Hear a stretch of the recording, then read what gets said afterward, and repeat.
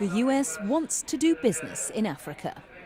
That was the message from members of the Obama administration out in force at a top Washington hotel on Tuesday to mingle with CEOs and business leaders from across the continent. From the African point of view, it's a chance to change American perceptions. I believe on this side of the Atlantic, there are still many people in the business world who have an image of Africa of 30 years ago, of 20 years ago, even of 10 years ago. It is not their fault. And our role here is to articulate to them, to make a case that, wait a minute, in Africa there are problems, like there are in Asia, in the Caribbean, in Latin America, but now there are also opportunities.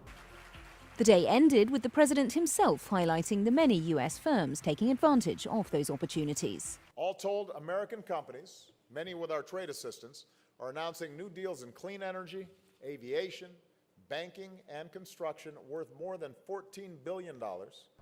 The head of one of those companies says this summit isn't, as some have claimed, just a way for the US to try and catch up with China, Japan and Europe, all of whom have already held similar events.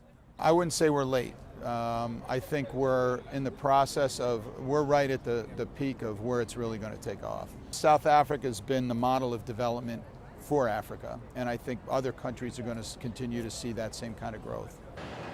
But South Africa's very growth in industries like this one, motor cars, could in fact mean it loses out when it comes to the renewal of the African Growth and Opportunity Act next year, since there's now talk in Washington of excluding South Africa from participating countries.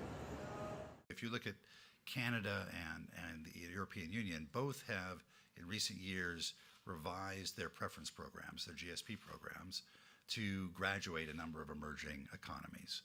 We've not yet done that, and I think we just need to take that into account.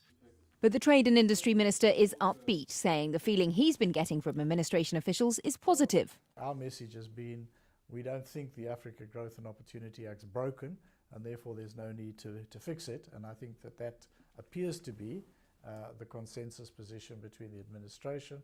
We said that graduating South Africa out would be to take Africa out of the regional integration and put it in a category on its own. And it's a message reinforced by South Africa's president, who says the timing of the summit was perfect. It came at an opportune moment when, as you know, AGOA, which has been the kind of very clear instrument for our relationship, is left with 1 year to elapse. And we are saying we have an opportunity to deal with those issues, to put our views. There's a great deal of energy and enthusiasm among political leaders and CEOs here at the US Africa Business Forum for increasing US investment in Africa. But the future of one of America's key pieces of trade legislation with the continent, AGOA, rests on the whims of a fractious and divided Congress, something that President Obama, for all his desire to leave a legacy on the continent, has little power to change.